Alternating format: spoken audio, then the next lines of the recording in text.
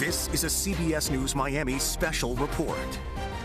Okay, welcome to our continuing coverage of breaking news in Southwest Miami-Dade. I'm Elliot Rodriguez, joined by Naja Sherman. Naja, you've been on the air for now 3 hours, by my calculation, right? Sure, yes. So we have been in continuing coverage for the last few hours, live on air and on the CBS News Miami stream. We just returned to regular programming on air, but are continuing with our continuous coverage on the CBS News Miami stream or whatever streaming device you receive us on.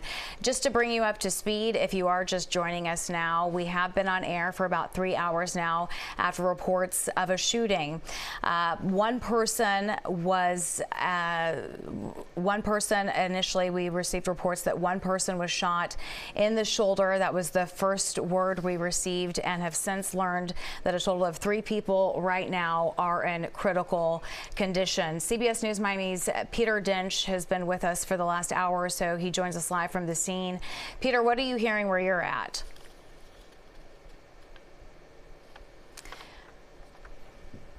First briefing from Miami-Dade Sheriff Rosie Cordero-Stutz, and she said that this all developed nearby after they received a call from 911 about a shot being fired. There was initially a report that 3 people were shot. They were transported to area hospitals. She said one of those was a shooter. Now, this is some of what we heard from the sheriff about exactly what happened at the used car dealership nearby.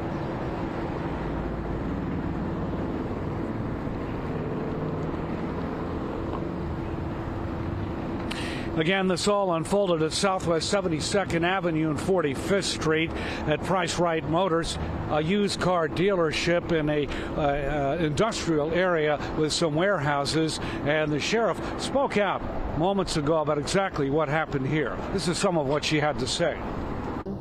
Earlier today, we received a 911 call of shots fired. When our deputies responded to the scene, they encountered 3 individuals that were in fact shot and injured.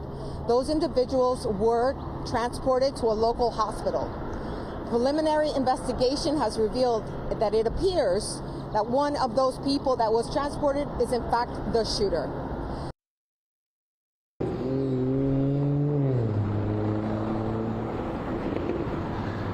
Well, that's some of the latest from Miami-Dade Sheriff Rosie Cordero-Stutz. She said she wanted the community to know that there was no threat to the community. She said this will remain a very active scene for some time. They are looking for additional victims in this case, and they're urging anyone with any information about what happened here to come forward as they are working the scene, trying to get to the bottom of exactly what happened here. We'll have much more on this story coming up live at 5 in just 1 hour. We are live in Southwest Miami-Dade. Peter Dinch, CBS News Miami. And Peter, as you continue to gather new information, we want to go live now to CBS News Miami's Nakaya Carrero. She is joining us live from Kendall Regional Medical Center. And Nakaya, we spoke with you earlier. You actually spoke to a family member who was visiting a loved one at the hospital, and at last word, that family member was in surgery. Any update on that person's condition? At this time, Naja, there is no update on that person's condition. We do not have the latest. What we do know, HCA Kendall did confirm to me that there are 3 people here in critical condition. We do not know their identities. We do not know their relationship to the shooter or anything. But what we do know is that they were brought here to HCA Kendall, airlifted by ground, by ambulance. I was actually here when the ambulance showed up. Let's go to some video from earlier that I shot. I was the first person here on scene, and you saw those sheriff deputies escorting those ambulance to a separate emergency room entrance.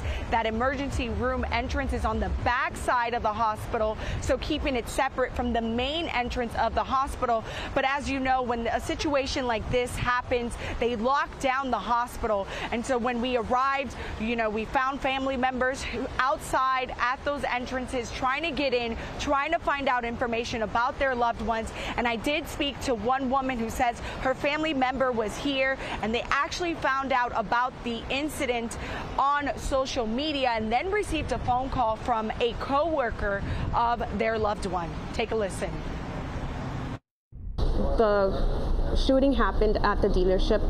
There was some kind of misunderstanding.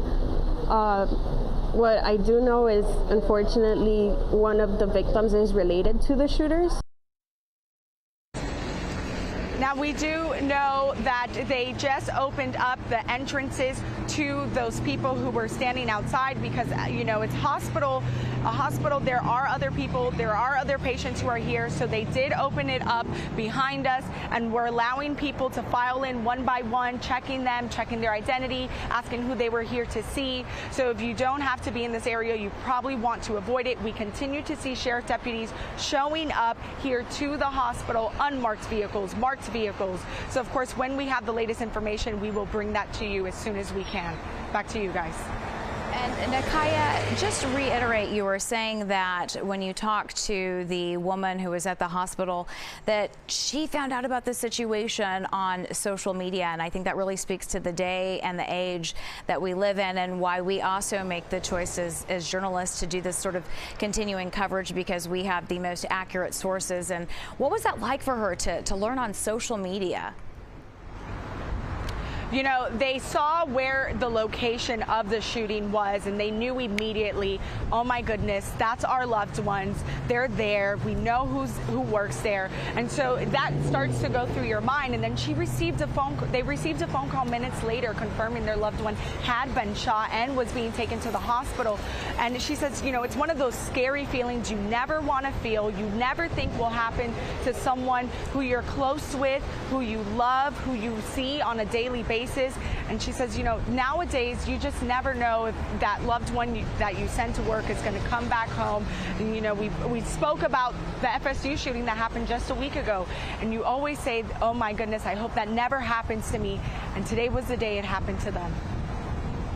Yeah, it's difficult to comprehend, all too common these days, but nonetheless, just a horrific thing for anyone to have to go through. Nakaya, thank you. And speaking to that, let's go to CBS News Miami's Maribel Rodriguez, who's live as close as she can get to the scene. And after speaking with her, we talk about, you know, hoping that this is never the call you get. And then, Maribel, you spoke to that father who says he gets a text from his son that says, you know, there's an active shooter. He says it's the worst kind of text you could possibly get. Last time we checked with you, he was waiting to get his son. He was parked nearby. Do you know at this point, did they ever reconnect?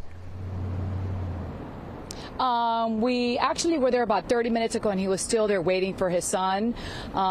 He said that he's going to stay there as long as it takes for his son to come out. Apparently, he was being interviewed by police as well, because his son was at the gym, which is right next to where the shooting occurred. But I want to show you right now what's going on. Just in time for rush hour traffic, Bird Road, which was closed for several hours, the exit from the Palmetto, that was shut down. This intersection at 72nd Avenue and Bird Road, that was shut. Well, it just reopened just a few minutes ago, so cars are being able to head on to drive on Bird Road and 72nd Avenue. We're just a few blocks away from where the shooting happened. However, that area, that is still blocked off to traffic. They're only allowing people to walk out, to drive out, obviously. And some parents that we also saw here earlier, there is a dance studio.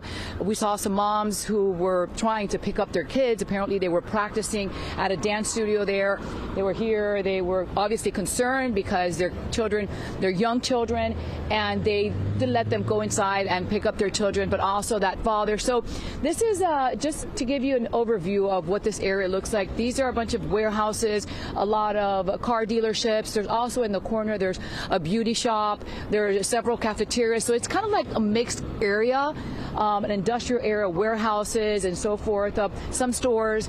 Again, that dance studio, and obviously where the shooting happened. So now the traffic is picking up once again here on 72nd Avenue, now that it has reopened. Bird Road also reopened just a few minutes ago, just in time for rush hour. And if you do travel this area, you know that on any given hour there's a lot of traffic, so you can only imagine when they had a Bird Road, which is a major artery here in Southwest Miami-Dade, that was blocked off. So the traffic was backed up for miles on Bird Road because you cannot past 72nd Avenue, near where the shooting happened. We're being told this area right now is going to be blocked off for quite some time as they continue with their investigation. However, the good news is for those commuters, 72nd Avenue and Bird Road, that has just reopened a few minutes ago. Nasha, Elliott? Some traffic moving through the area, but we know that 70th to 75th Avenue Southwest is still an active crime scene and a perimeter is set up. So, you know, people do want to avoid that area as officials continue to assess the situation. But Maribel, I wanted to get clarification because it has been some time since that father was able to reunite with his son, and officials are asking anyone, witnesses, to come forward, anyone with information to contact the sheriff's office or Crime Stoppers. You can remain anonymous. But in terms of that situation, are people not allowed to leave the different facilities in the area as officials investigate? I'm just curious as to why they haven't been able to reunite, because it's been some time now. Well, apparently he was on the phone with his son, and he told his son, just cooperate with police, just talk to them, just tell them what you heard. And that's apparently what he's doing. I heard that there are several witnesses. There were several people at the gym, and the gym was next to where the shooting happened. So last I heard from the dad is that they were interviewing his son and those that were in the gym as well. We have seen a lot of people speaking with police officers. They are letting people walk into the area, some that have businesses in the area and so forth. But as far as letting people drive in, that's not being allowed. And I want to go back to another interview that you had earlier this afternoon. You spoke to a man named Jose Cruz. It was at lunchtime, and he heard what he thought was fire, but he wasn't sure. He thought maybe it could have been fireworks. What he had to say, echoed something very similar that happened at the last shooting at Florida State University, when there was a lot of construction and a demonstration with officials going on and people not able to decipher initially what they're hearing. Right, and because this is an industrial area, there's a lot of auto body repair shops. You know, sometimes they hear that noise, but this time he said, that's not really what it is. Or then at first, like you mentioned, he thought that it was maybe some fireworks, but then they said, no, that's not fireworks. These are gunshots. And he described them as pop, pop, pop, pop, pop. And you know, a lot of people now, after the FSU shooting, a lot of people are really on edge. So he said that once that happened, they just kind of like moved to a side, closed the door. We also spoke with a business owner here at the cigar shop. He heard some gunshot, the shots as well, and everyone, they just closed the door. And because of what we're living nowadays, everyone is just, you know, obviously on edge. And when you hear that, it's frightening. It really is. And you speak to that, you know, that these are just the times we live in. It was 1 week ago, Maribel, that you and I were on for hours covering a mass shooting at Florida State University. This time last week, the circumstances, as more information becomes revealed to us, we learn are very different, but still a shooting and loss of life. That's right, yeah. But yeah, everyone here, they're just trying to figure out exactly what happened. And as some of the people that we spoke with, they said this is, you know, this is unusual because something like this doesn't really happen here. Elliot and Naja? All right, Maribel Rodriguez live from 72nd Street, as close as she can get to the scene. Thank you so much for that live report and your continuous coverage. Just to bring you up to speed with where we are right now, the sheriff speaking or doing a press conference about 30 minutes ago, saying that 3 people, including the person believed to be the shooter, were taken to the hospital. And at latest word, those 3 people, including the shooter, are listed in critical condition. Right now, there is still a perimeter set up in the area of 70th to 75th Avenue Southwest and Bird Road, 40th to 48th. So you do want to avoid that area, as it is an active crime scene. And we can see that Bird Road exit on the Palmetto is closed down right now as we approach the evening commute. So we can expect that the traffic troubles will only be compounded as the time rolls on, Elliot. Yeah, and you can see that exit ramp there is still closed on the Palmetto going to Bird Road. So if you know anybody who drives to that area, let them know to stay away. We're We're going to wrap up our coverage here on the stream. Our coverage continues on CBS News Miami.